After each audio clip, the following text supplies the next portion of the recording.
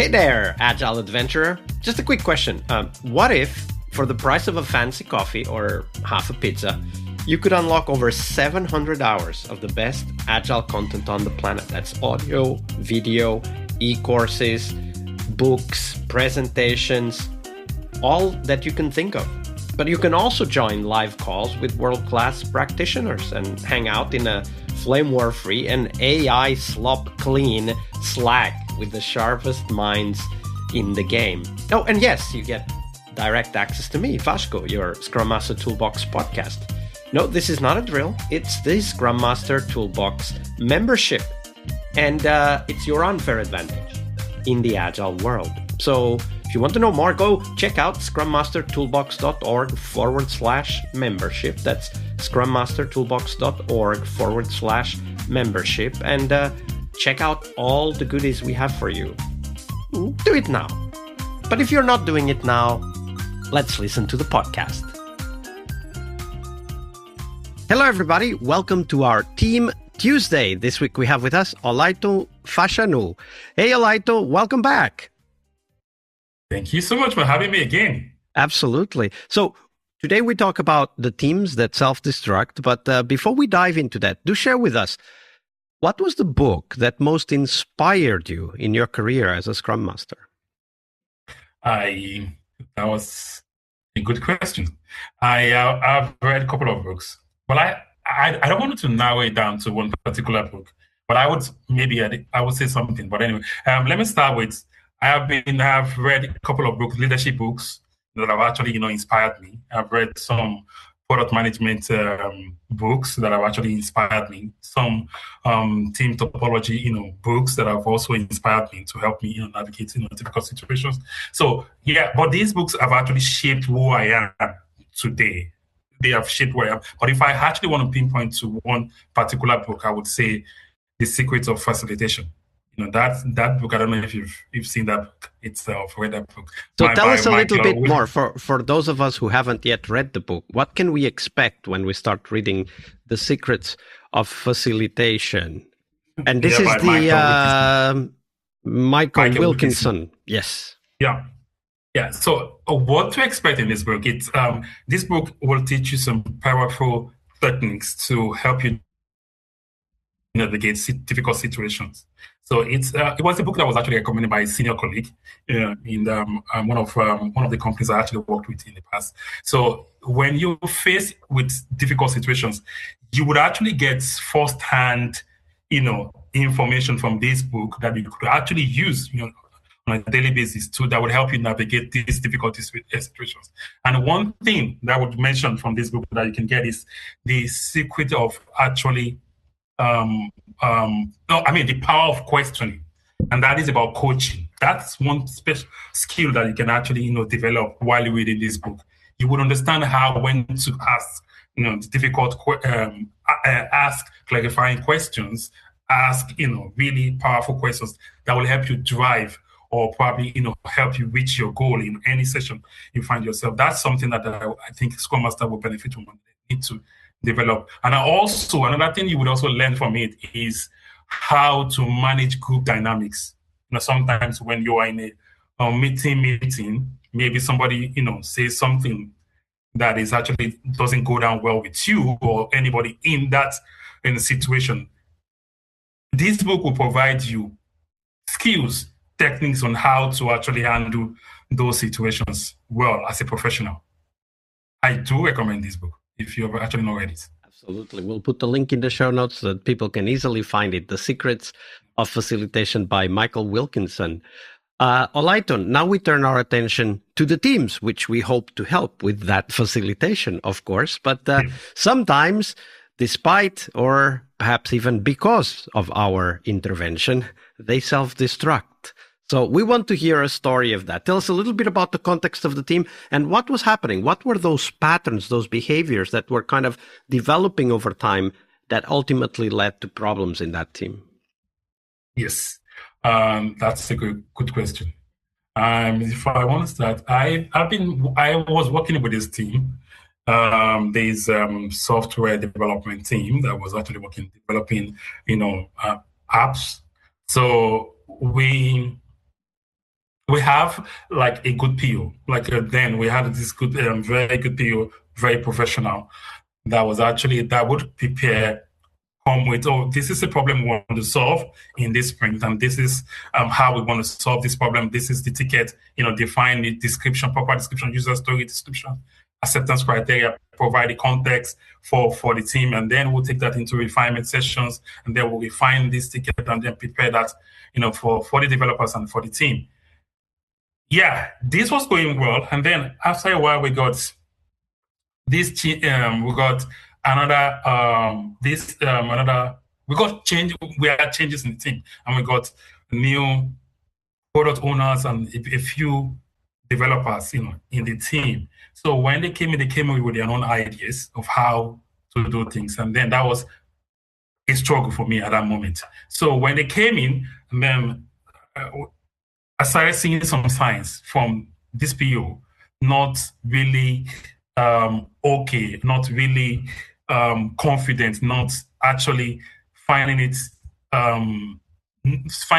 really important to refine ticket properly, like to really provide context to a problem we're trying to solve, to describe this ticket properly, to things like that. What this person was mostly concerned about is, we need to provide this feature to customers by the end of this month, and then just comes to the team, and then it does that, and then just create a ticket in Jira, and then just passes it to the team, and then the team was taking that, and then this team, kept on going for weeks, while I was like, this is actually not sustainable in the long run. So what we were seeing there was that product owner does this, creates this ticket, didn't provide context to the ticket, just passes it to the team, and then the developer picks it up, and then when they pick it up, then they don't understand what we're trying to do.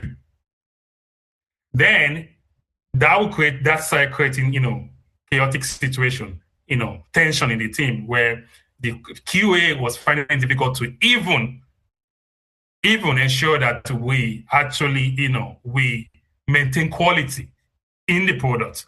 That was actually creating a difficult situation.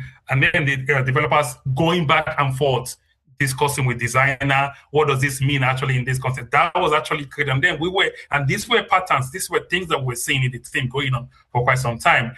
And if you look at it, what is the bottom line to this? The team, what we're seeing is that we're actually not doing well in refining tickets. So if we're actually doing the job of refining this ticket properly, then we will not be creating this tension in the team. So I guess one of the conclusions we can take from this story is that if we find any of these patterns, we should also take a look at the refinement practices and the relationship with the product owner as a potential source of these negative patterns within the team. Exactly. So when you think about that circumstance, like, okay, so we are there. If you had the opportunity to go there and help that team and that product owner, what are some of the things you would like to try? So what I would do is to ensure that we follow the definition of ready when we're creating a ticket or we're trying to solve a problem for the customer. We need to maintain the definition of ready. And then we need to follow that through when we are refining this ticket, preparing this ticket for implementation. That is something that is key. And then we need to have a shared understanding when we're doing this and ensure that this thing is properly done. So that is something that we need to do. But if we don't do that, then we're creating a problem for the future if we miss that part of it, that process. That is what I would do. That's the first thing to do. So I can imagine that if you have a team that is kind of aware of the importance of the definition of ready, you can work with them, right? Like you don't even need to, bother, quote unquote, the product owner, because you can work with the team, kind of bring the team up to speed on, what are the kind of questions we should be asking? What does a good refinement look like? How should a story look like when it's refined? Like you called it the definition of ready, but of course we need to make this practical, right? Definition of ready is kind of the checklist reminder, and then we have these things that we look for. But how about product owners? Like how have you introduced this concept to product owners? Because this does represent more work, more responsibility, and more preparation for them.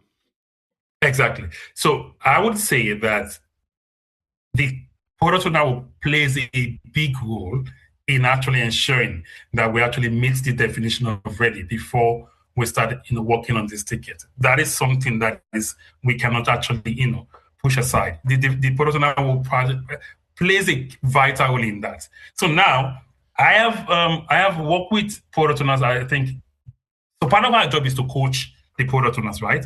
So, and I've worked with product owners that actually understand the reason behind having the definition of ready in our process. That but sometimes you face some product owners that actually don't have the right skills or the competence to actually understand why this is necessary, and that puts a burden on us as Scrum Masters to actually ensure we get these product owners up to speed to what this entails. So that's something I do. But what I've done in the past is to have a product trio, where we have the, Can you say a few words about that? What do you call a product trio? Just to make sure everybody knows. Yeah. So what I mean is that we have someone who provides context regarding the viability of what we're trying to solve, and then one person that provides technical feasibility, and then the other person who provides usability, context to that ticket. So what I mean is that you have someone representing the business or customer, and then you have a technical, a senior developer or tech lead, whatever you call it, and then you have a designer, discussing, having collaboration, trying to solve, trying to provide context to the problem we're trying to solve. So that is something that actually I initiated within the team. That if we have this, then we are actually making the work easier for the developers, going in the team. So we do that. So we have this constant collaboration, constant discussions in the team to prepare, for team refinement. And this is lovely because when you started to tell the story of this team, it became clear all, or not all, but many of the anti-patterns or problems that can emerge when refinement isn't working. And that's, I agree, that's why it's so important to create good collaboration between the team and the product owner. So thank you for sharing that story, Olaitan. Yeah, thank you so much for asking me. All right, I hope you liked this episode. But before you hit next episode, here's the deal. This podcast is powered by people like you, the members who wanted more than just inspiration. They wanted real tools and real connection to people who are practicing Agile every day. We're talking access to over 700 hours of Agile Gold, CTO level strategy talks, summit keynotes, live workshops, e-courses, deep dive interviews, books, and if you're into no estimates, we got the pioneers of no estimates in those deep dive interviews as well. Agile business intelligence, creating product visions, coaching your product owner courses, you name it. You'll get invites to monthly live Q&As with Agile pioneers and practitioners, plus a private Slack community, which is free of all of that AI slop you see everywhere, and of course, without the flame wars. It's a community of practitioners that want to learn and thrive together. It's the best place to connect with community and learn together. So if this podcast has helped you before, imagine what you will get from this podcast membership. So head on over to scrummastertoolbox.org/membership and join the community that's shaping the future of Agile. And we have so much for you. So check out all the details at scrummastertoolbox.org/membership, because listening is great, it's important, but doing it together, that's next level. I'll see you in the community Slack. We really hope you liked our show. And if you did, why not rate this podcast on Stitcher or iTunes? Share this podcast and let other Scrum Masters know about this valuable resource for their work. Remember that sharing is caring.